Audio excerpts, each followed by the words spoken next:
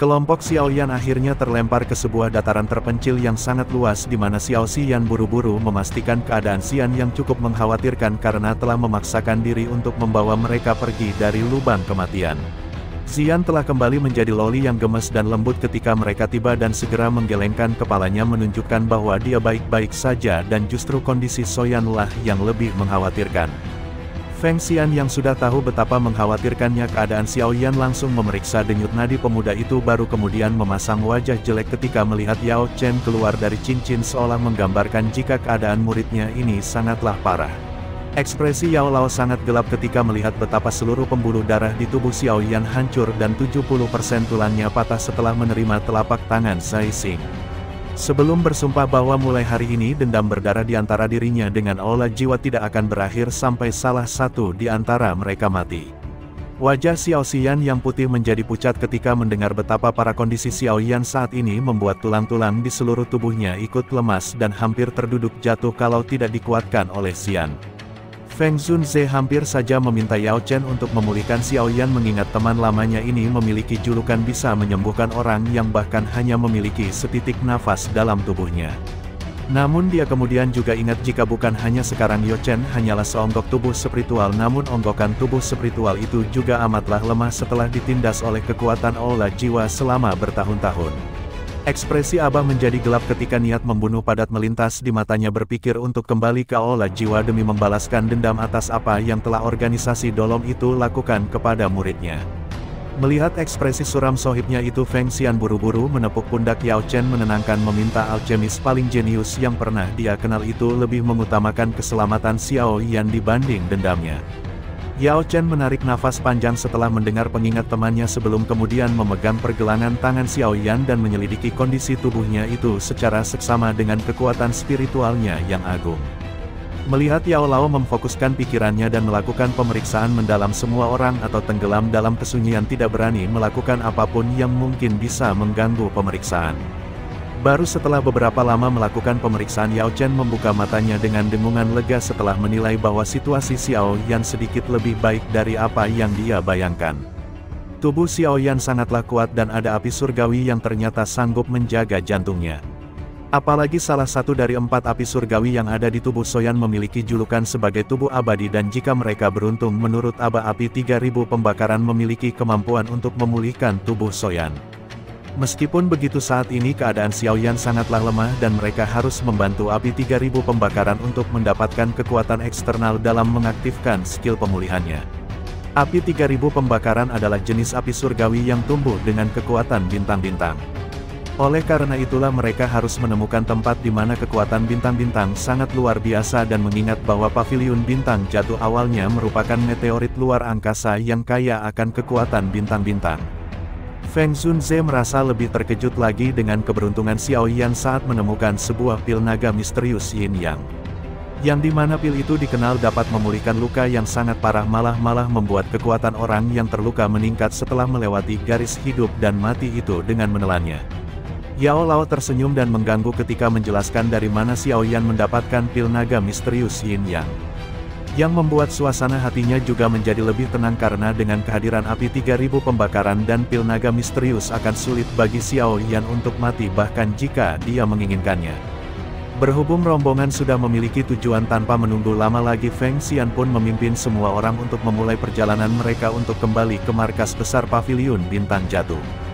Paviliun Bintang Jatuh atau Paviliun Xinghyun sendiri itu terletak di wilayah selatan dataran tengah di mana meskipun Paviliun Bintang Jatuh ini memiliki murid paling sedikit namun kualitasnya bisa dibilang lebih unggul secara proporsional apabila dibandingkan dengan paviliun besar lain. Paviliun Bintang Jatuh berada di deretan pegunungan bintang lain yang lokasinya sangatlah jauh dengan wilayah pil sehingga bahkan dengan kecepatan kelompok Xiaoyan mereka masih membutuhkan waktu hampir setengah bulan untuk benar-benar memasuki batas wilayah selatan dataran tengah dan masih menghabiskan waktu lebih dari 1 minggu sampai memasuki kawasan pegunungan bintang langit. Yao Lao melihat pegunungan yang tampak akrab itu dengan tatapan penuh nostalgia. Memang pada awalnya Paviliun Bintang Jatuh didirikan oleh Feng Xian yang bersama dengan Yao Chen dan sebenarnya Yao Chen lah yang menjadi pemimpin dari paviliun tersebut.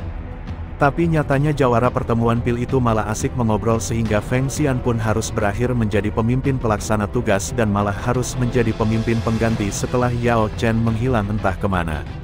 Yao Chen hanya tertawa-tawa mendengar sohibnya ngecorol membuat hanya bisa menghela nafas ketika melihat Yao Chen sama sekali tidak merasa bersalah. Kelompok Xiaoyan terbang selama lebih dari 10 menit di dalam pegunungan bintang langit yang hanya tersusun dari hamparan rumput dan hutan yang tak berujung. Feng Xian memunculkan batu giok di tangannya dan setelah batu itu melayang ruang di sekitar mereka terdistorsi hingga membentuk pintu spasial besar di hadapan semua orang. Jadi sebenarnya pemandangan hutan luas itu disebabkan karena formasi bintang jatuh di mana formasi ini bukanlah dibuat oleh manusia melainkan dibentuk secara alami oleh kekuatan meteor sehingga menjadi paviliun bintang jatuh sebagai tempat persembunyian yang sangat ideal.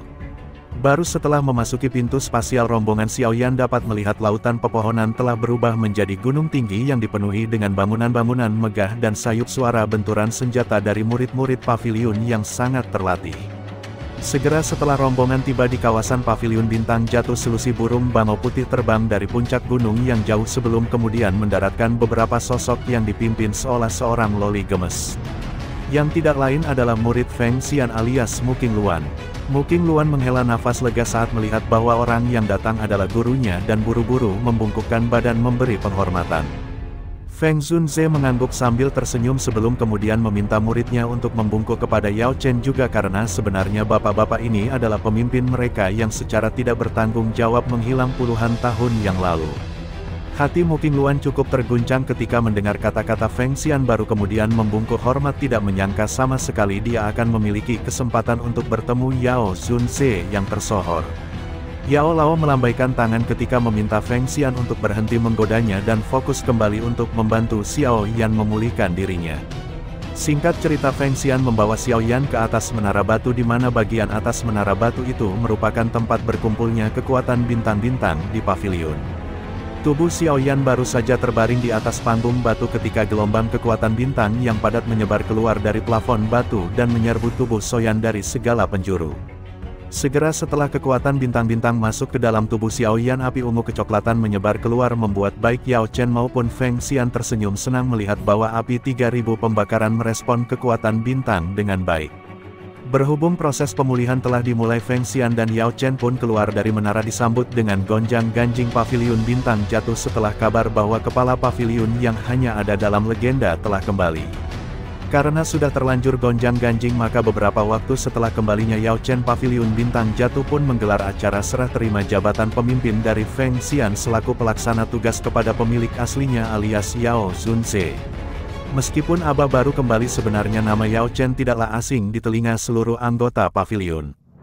Beberapa sesepuh bahkan dipenuhi dengan kegembiraan liar di dalam hati mereka memahami jika sebenar-benarnya Yao Chen memiliki reputasi yang bahkan bisa dikatakan lebih tinggi daripada 3 kepala menara pil pada masa lalu. Baru setelah prosesi serah terima jabatan itu berakhir dan situasi di pegunungan bintang langit menjadi lebih tenang Yao Lao pun memerintahkan agar pintu masuk gunung ditutup daripada datang tamu tak diundang yang berpotensi mengganggu pemulihan Xiao Yan. Waktu mengalir seperti air ketika musim semi berlalu dan musim gugur tiba. Setengah tahun berlalu dan kondisi Xiao Yan telah hampir sepenuhnya pulih meskipun tuan muda ketiga keluarga Xiao itu belum menunjukkan tanda-tanda akan segera sadarkan diri. Sementara Xiao Yan masih bergulat dengan pemulihannya kita move on dulu yuk ke wilayah barat laut benua Douqi tepatnya di kota suci Kekaisaran Jiama yang sekarang sudah dipimpin sepenuhnya oleh aliansi Yan. Ada aula besar yang megah dan menjulang tinggi di tengah kota di mana puncak aula itu menghadap ke seluruh kota dan menjadi tempat yang hanya bisa diakses oleh para petinggi aliansi. Cahaya bulan yang samar menyebar ke dalam aula besar yang luas menunjukkan sesosok perempuan yang secantik luar biasa menawan dan menakjubkan. Bahkan dengan jubah yang agak longgar masih sulit untuk menyembunyikan lekukan iblisnya yang akan menyebabkan pria manapun lupa bernafas ketika berada di hadapannya. Kesan pertama yang diberikan oleh penampilan cantik ini adalah semacam perasaan menyihir seperti iblis bibir merahnya sedikit melengkung dan matanya yang cantik memandang cakrawala jauh ketika mengingat sesosok pemuda fuckboy yang telah meninggalkan kekaisaran selama hampir 6 tahun berlalu. Ia sosok cantik itu tidak lain dan tidak bukan adalah Kanjeng Ratu Medusa yang sudah kalian tunggu-tungguin kan. Tatapan mata Medusa dipenuhi kerinduan ketika mengingat pemuda fuckboy alias Xiao Yan yang dulu sudah berjanji untuk pulang tapi kayaknya masih keasikan noib entah di mana sampai belum balik-balik. Namun lamunan Medusa tentang Akang itu harus terganggu ketika sebuah cicitan kecil terdengar dari balik punggungnya membuat sang ratu ular yang terkenal dingin itu segera menyunjingkan senyuman indah yang bahkan Xiao Yan belum pernah lihat sebelumnya. Sosok kecil itu memanggilnya dengan sebutan ibu dan yang membagongkan adalah ketika Medusa berbalik nanti di episode aslinya. Kita akan melihat seorang anak perempuan mungil berusia 2 atau 3 tahun sedang melayang di sana di mana berdiri pada udara kosong adalah sesuatu yang hanya bisa dicapai oleh seorang elit Dousong.